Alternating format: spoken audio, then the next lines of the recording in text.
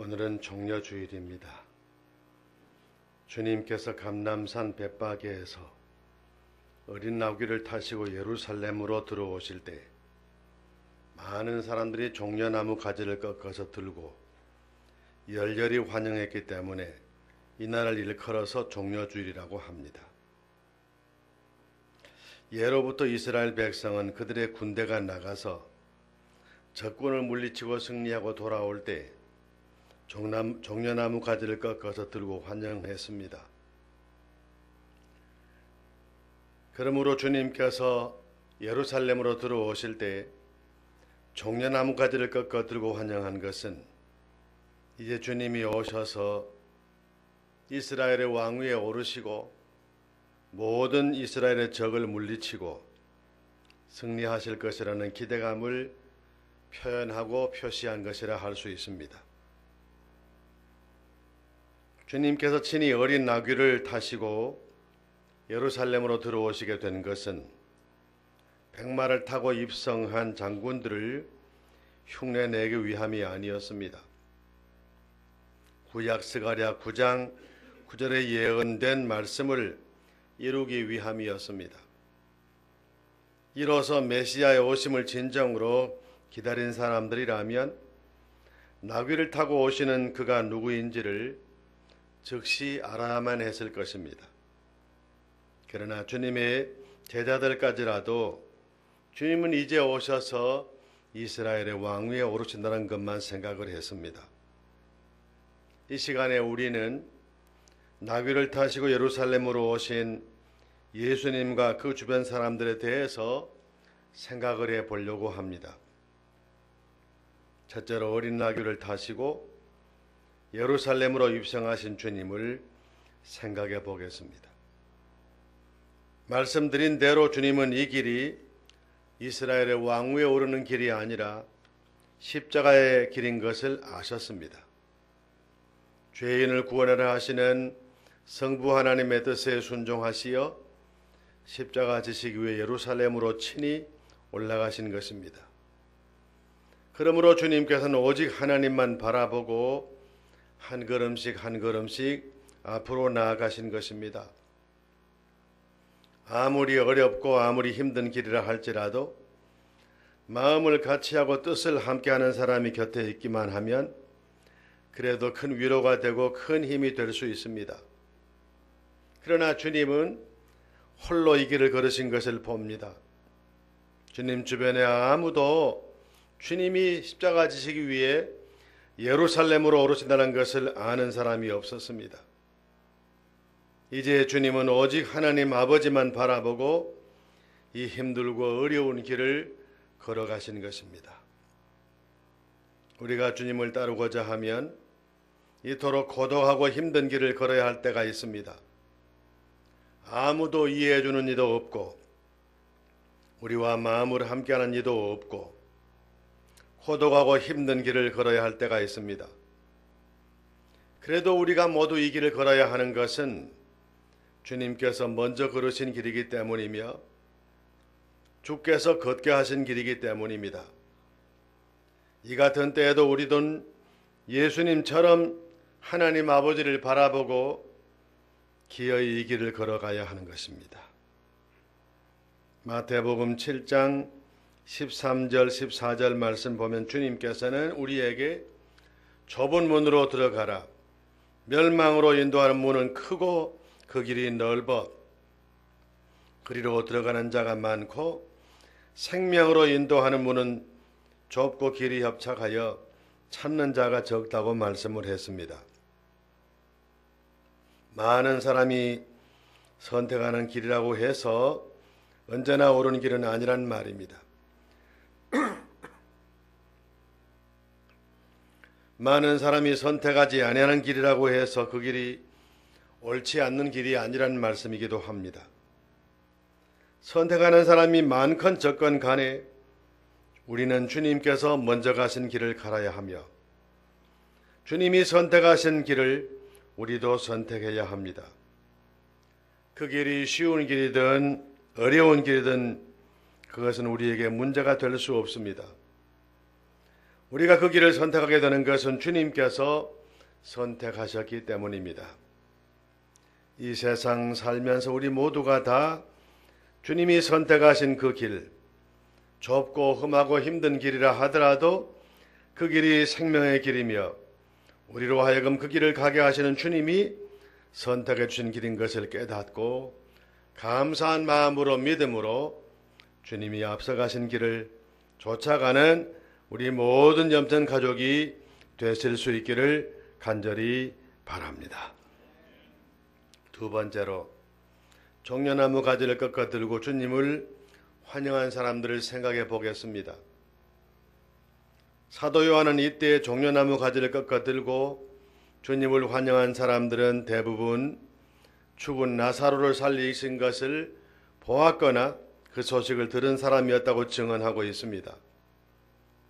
유대의 역사가 요세푸스에 의하면 당시 유월절을 지키기 위해서 예루살렘에 모인 사람은 약 270만 명이나 되는 많은 사람이 모였을 것이라고 보고 있습니다. 그들 중 상당수가 죽은 사람을 살리신 그분이 지금 오셔서 이스라엘의 왕위에 앉으실 것이라고 생각을 했습니다.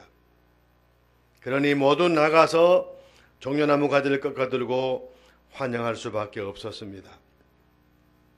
사람 수도 문제려니와 그 환영하는 열기가 대단했습니다.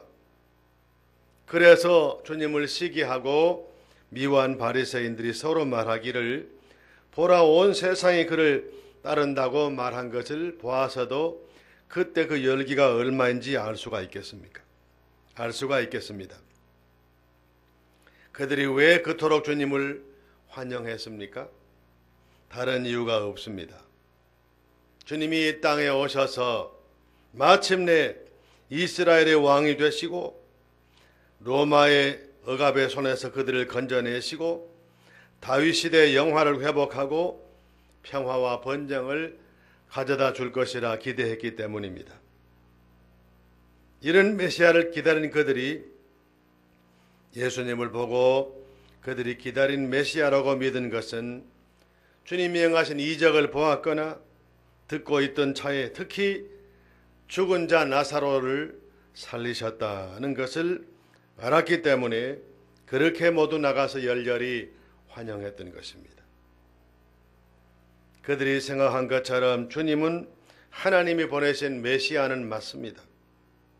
그러나 그들이 생각한 것처럼 이스라엘의 왕위에 올라서 이스라엘을 위해 다스릴 그런 왕은 아닙니다. 주님은 이 땅에 오셔서 십자가 지시고 피를 흘리심으로 우리를 구원하실 구원의 왕이십니다. 그리하여 주님께서 대적의 손에 체포당하실 때 그들은 순간적으로 큰 혼란에 빠지게 됐습니다. 우리가 기다린 메시아는 이런 사람이 아닌데 왜 이분이 이토록 무력하게 체포당하고 십자가에 달려야 하느냐. 이런 혼란에 빠진 차에 마집 유대의 교권자들이 예수는 하나님을 모독한 죄인이라고 선동하자 그들은 모두 그 말을 믿고 십자가에 못 박으라고 소리를 쳤던 것입니다. 주님을 잘못 아는 일이 주님에 대해서 잘못된 믿음을 갖는 일의 결과가 이렇게 됨을 우리가 깨닫습니다. 주님을 위해 열심을 내는 일도 귀하고 주님을 열렬히 환영하는 일도 귀한 일이지만 그분이 누구이신지 바로 알지 못하고 바로 믿지 못하면 결국은 아무것도 아닙니다. 도리어 그 열심 때문에 주님을 크게 배반하는 결과에 이를 수도 있습니다. 정말 중요한 것은 주님은 누구이시며 그는 세상에 왜 오셨는가를 분명히 알고 믿는 것입니다. 우리를 구원하기 위해 오셔서 우리의 죄짐을 우리 대신 지시고 십자가에 달려 죽으신 주님이신 것을 깊이 깨닫고 그 사랑에 감격하고 그 은혜에 깊이 깨닫고 주님을 위해 헌신하고 충성할 다짐을 새롭게 하는 여러분 모두가 되실 수 있기를 간절히 바랍니다. 마지막으로 종려나무 가지를 꺾어들고 환영한 무리를 보고 그 분위기에 고무되었던 주님의 제자들을 생각해 보겠습니다. 그들은 이미 주님이 체포당하시고 십자가 지신다는 말씀을 들었습니다. 그러나 그들은 그 말씀을 애써 믿고 싶어 하지도 않고 듣고 싶어 하지도 아니했습니다. 그들의 마음속에는 이스라엘의 왕 되실 주님만 가득 차 있었습니다. 그래서 주님이 왕위에 앉으신다면 우리 중에 누가 주님의 좌우편에 앉게 될 것인가 하는 것 때문에 서로 다투고 시기질투했던 것입니다. 그러던 차에 주님께서 예루살렘으로 입성하시게 되셨고 상상치도 못한 사람들이 나와서 주님을 열렬히 환영하자 그 분위기에 고무된 것입니다. 사도 요한은 오늘 말씀해 보니 자신도 그 중에 하나인 것을 고백하면서 주님이 영광을 얻으신 후에야 곧 부활하신 후에야 주님의 십자가와 부활의 의미를 바로 깨닫게 되고 주님이 누구인가를 바로 깨닫고 믿게 됐다고 고백하고 있는 것을 보게 됩니다.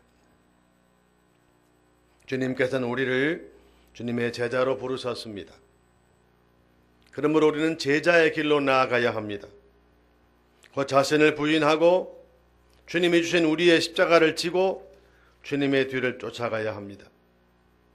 이렇게 될 우리가 이스라엘의 왕 되실 주님을 생각하면서 환영하는 우리들처럼 해서는 안 될 것입니다.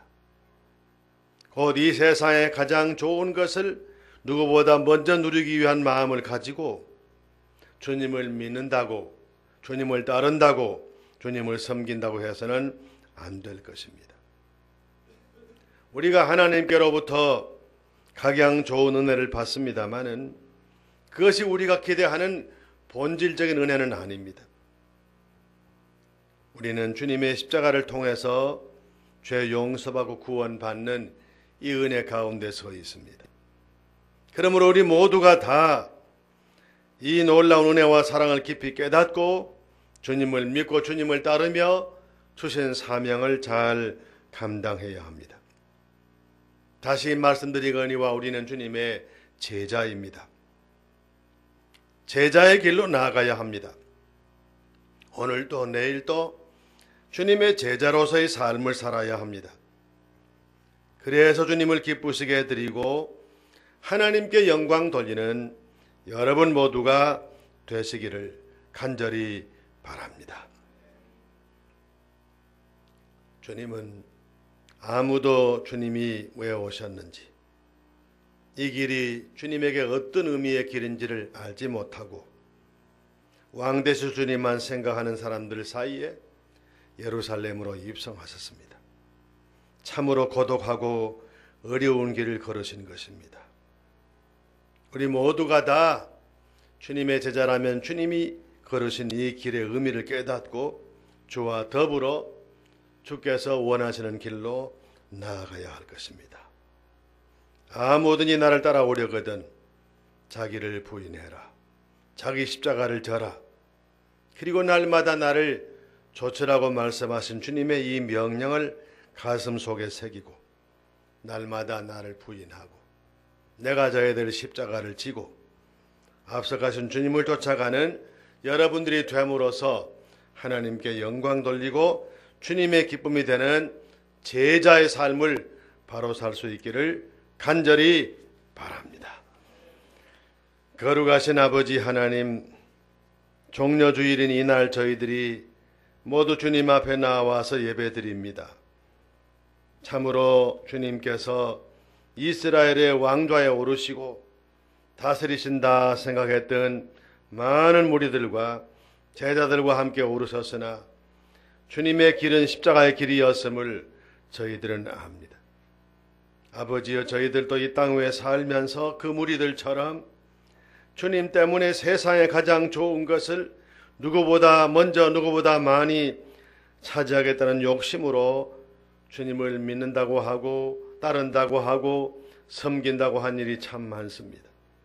아버지여, 저희들의 부족함을 용서해 주시고 이제 이후로 주님 말씀하신 그대로 자신을 부인하며 우리가 져야 될 십자가를 지고 주님의 뒤를 쫓아가는 주님의 제자가 되게 하여 주옵소서.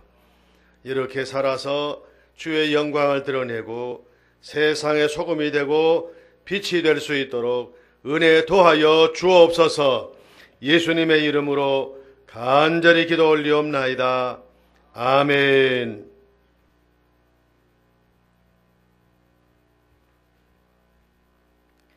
찬송 150장 함께 찬양드리겠습니다.